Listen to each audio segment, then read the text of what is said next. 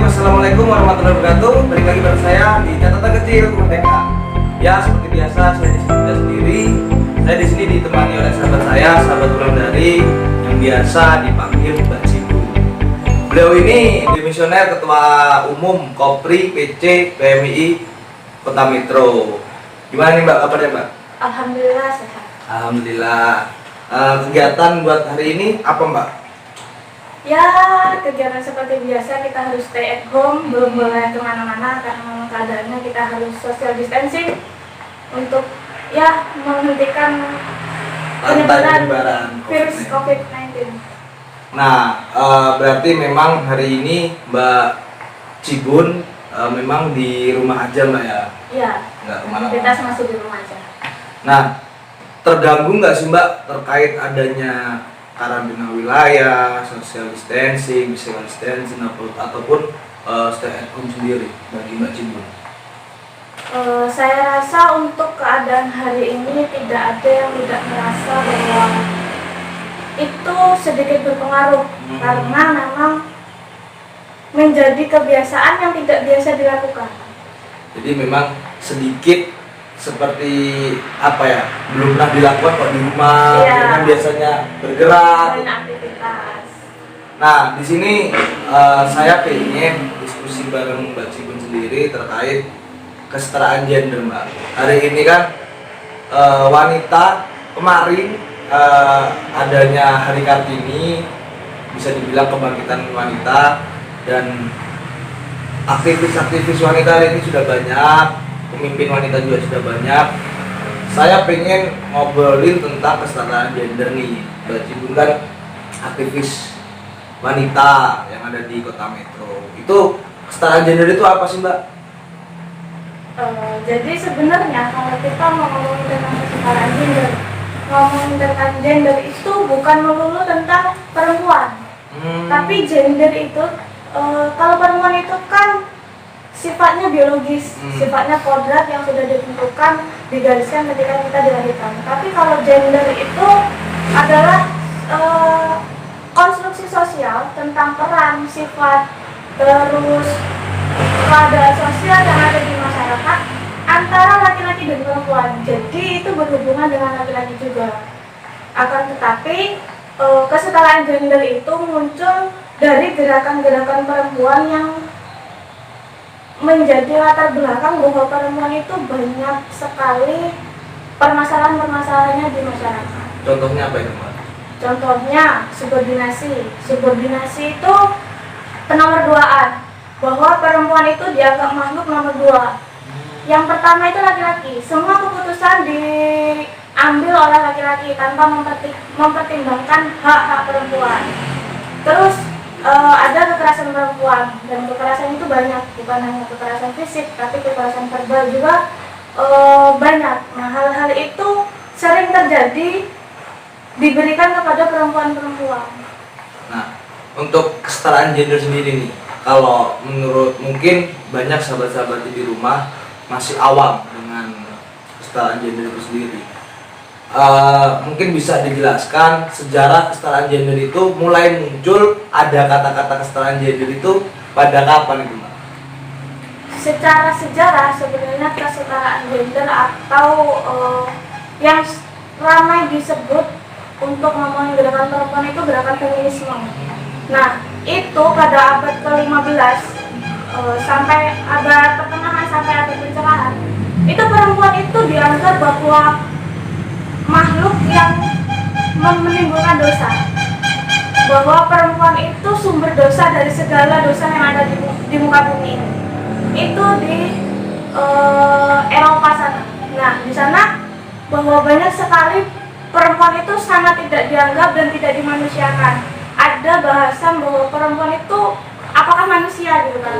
Nah, hal-hal yang semacam itu menimbulkan gairah semangat buat sahabat-sahabat perempuan atau perempuan-perempuan masa dulu, masa lampau itu untuk menuntut haknya atau menuntut perannya bahwa perempuan itu juga manusia. Berarti memang berawal dari suatu tindak perempuan itu sedikit disingkirkan, maka dari situ perempuan-perempuan sosialis atau feminis itu memang bangkit untuk pengetahuan terkait itu tadi ya Mbak ya. Nah, kalau boleh tahu nih terkait kesetaraan gender yang ada di khususnya Indonesia, apakah sudah diterapkan? Mbak Cibun sendiri apakah sudah merasakan adanya kesetaraan gender, perilaku dari lelaki ke perempuan, ataupun memang memberi kesempatan perempuan untuk memimpin, apakah sudah terrealisasi atau hanya kata-kata saja gitu loh untuk penguat perempuan untuk menjadi kuat, itu bagaimana? Untuk di Indonesia ya, terkait fenomena kesetaraan gender, kan dari awal tadi saya sudah sampaikan bahwa kesetaraan gender itu bukan melulu tentang perempuan, tapi juga tentang hak dan perannya laki-laki. Nah, hari ini di Indonesia memang sudah banyak gerakan perempuan, sudah banyak tentang kajian-kajian diskusi tentang kesetaraan gender, bahkan sampai ke penelitiannya. Banyak sekali ketika misal contoh di kampus itu, ketika akan membuat sebuah bangunan itu harus ada kategorinya apakah bangunan tersebut sensitif gender atau tidak. Nah, sensitif gender ini maksudnya bukan hanya sensitif terhadap perempuan tapi juga terhadap laki-laki. Jika di ruang-ruang umum, ruang-ruang publik itu ada ruang menyusui, seharusnya ketika kita mengatakan kesetaraan gender itu juga harus ada ruang merokok, ya kan? Oh, iya. Nah, hal yang semacam itu yang harus sama-sama kita kampanyekan bersama, bahwa gender itu bukan melulu tentang kita perempuan, tapi juga tentang hidup kesalingan antara laki-laki dan perempuan. Nah, kalau apakah kesetaraan gender itu sudah diterapkan di Indonesia? Sudah banyak, yang saya katakan banyak sekali kajiannya atau gerakan-gerakannya, akan tetapi juga kasus-kasus tentang kekerasan perempuan, kasus-kasus tentang subordinasi perempuan, marginalisasi perempuan itu sebenarnya masih banyak, karena memang itu kan sudah terbentuk secara kultur. Untuk merubah itu butuh waktu yang panjang. Nah, beda nggak sih Mbak kesetaraan gender dengan mubadalah? Itu ada perbedaan atau enggak? Kalau pribadi saya lebih sepakat ke mubadalah, penyalingan kan gitu, bukan kesetaraan gitu. Nah, itu bagaimana tuh pendapat Mbak Cibun sendiri terkait dua konsep sistem yang untuk apa ya bisa bilang menyetarakan antara lelaki dan wanita, tidak ada pembedaan, itu bagaimana itu? Mubadalah itu memang kan konsep kesalingan antara laki-laki dan perempuan. Itu sebenarnya secara umum itu sama dengan kesetaraan gender, akan tetapi kampanye kesetaraan gender hari ini masih cenderung atau sensitif kepada perempuan saja. Ya kan? Walaupun sebenarnya kan kita juga ngomongin kesetaraan gender itu ngomongin hak perempuan dan laki-laki. Tapi kalau mubadalah itu kan memang konsep kesalingan yang hari ini dibangun secara masif di masyarakat tentang bagaimana hubungan laki-laki dengan perempuan itu memiliki hubungan yang ketersalingan. Sama gitu ya. Ya. Nah, nih ada nih pertanyaan yang mungkin bisa sangat dijawab sama Mbak Cibun sendiri terkait nanti nih ketika Mbak Cibun nanti menikah terus mempunyai suami Mbak Cibun ini tidak memperbolehkan Mbak Cibun untuk bekerja, tidak memperbolehkan Mbak Cibun beraktivitas di luar. Yang sedangkan hari ini memang Mbak Cibun sudah menerapkan kesetaraan gender, yaitu menjadi pemimpin kan gitu. Nah, itu bagaimana tuh pendapat dari Mbak Cibun? Apakah memang menuruti suami atau tetap konsisten dengan ilmu kesetaraan gender itu sendiri?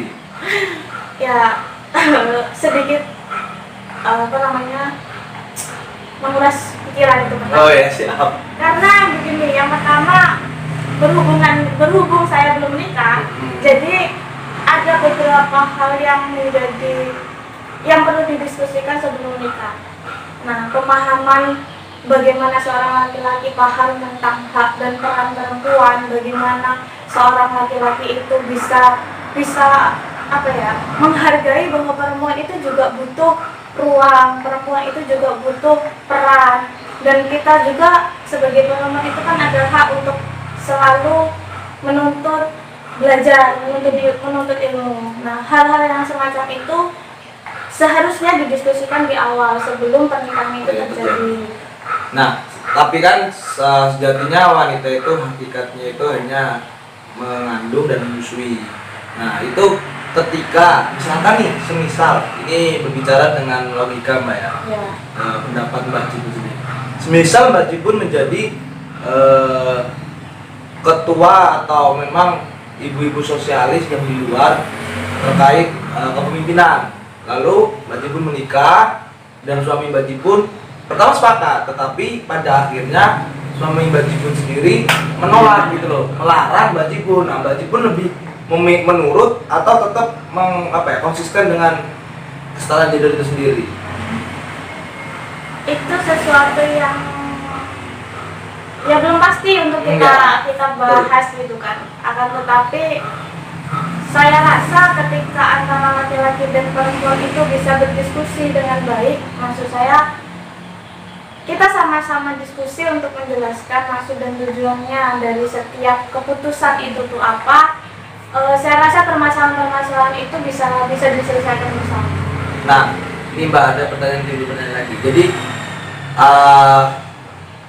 apa sih sebenarnya targetan atau poin penting dari kesetaraan gender sendiri? Hari ini kan banyak yang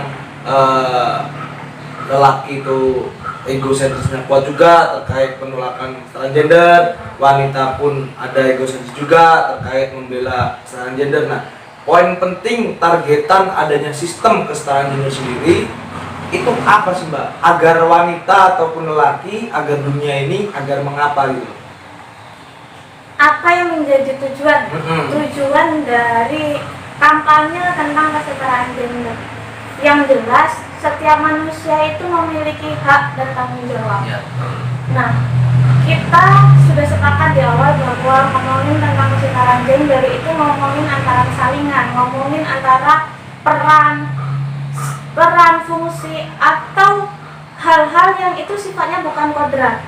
Nah, ketika hal-hal tersebut sifatnya bukan kodrat, maka hidup ini akan lebih baik jika antara laki-laki dan perempuan sama-sama melengkapi, sama-sama saling memahami, saling menghargai yang lebih penting.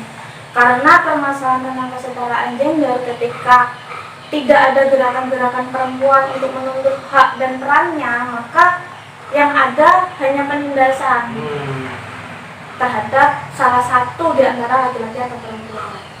Memang strategi sendiri untuk menguatkan agar tidak adanya penindasan, saling melengkapi antara wanita dan laki. Nah, terakhir nih Mbak, harapan untuk para wanita yang ada di Indonesia yang mungkin masih kayak apa iya sih wanita bisa memimpin. Nah, itu kan mindset yang mungkin bisa dikembangkan kembali. Nah, harapan Mbak Jibun untuk wanita yang ada di luar, sahabat di yang menonton ini apa Mbak? Jadi ada hal penting menurut saya ketika kita semua mengkampanyekan tentang kesetaraan gender, mengkampanyekan tentang perempuan, mengkampanyekan tentang hak dan peran perempuan, tetapi juga kita sebagai perempuan itu harus selalu mawas diri. Jadi mawas diri itu untuk menuntut hak kita, untuk menuntut bahwa perempuan itu harus menjadi subjek, bahwa perempuan itu bisa menjadi pemimpin, bahwa perempuan itu bisa berada di ruang publik, itu harus diimbangi dengan kemampuan, diimbangi dengan SDM, diimbangi dengan kualitas dan kapabilitas diri. Nah, hal tersebut harus sadar, perempuan itu harus sadar kalau kita tuh butuh itu. Nah, untuk mencapai hal itu, pendidikan jangan merasa puas dengan pendidikan. Terus ketika belajar, jangan membatasi diri kita bahwa kita itu tidak mampu. Bagaimana seorang laki-laki bisa menghargai kita, bisa menganggap keberadaan kita kalau kita sendiri sebenarnya masih membatasi diri sebagai perempuan, walaupun ada batas-batas secara kodrat. Berarti memang wanita itu ya kalau mencari ilmu ya jangan di tengah-tengah. Ya. Jadi memang harus menggali ilmu sebanyak-banyaknya agar bisa menjadi pemimpin juga. Ya mungkin terima kasih banyak buat Mbak Jibun, Mbak Wulandari yang sudah bergabung di konten catatan kecil Merdeka. Semoga bermanfaat buat sahabat-sahabat di rumah dan suatu kebanggaan tersendiri buat saya karena Mbak Jibun ini schedule-nya tuh padat dan hari ini spesial karena kemarin ada hari Era Kartini dan hari ini membahas kesetaraan gender. Suatu kebanggaan sendiri lah. Terima kasih banyak Mbak Jibun. Mungkin itu aja Mbak. Terima kasih. Kalau pengen diskusi sama Mbak Jibun bisa di follow IG di bawah. Itu aja. Terima kasih. Wassalamualaikum warahmatullahi wabarakatuh. Ya, terima kasih sudah menonton. Jangan lupa like, komen, dan subscribe, dan tunggu konten selanjutnya. Salam bergerak.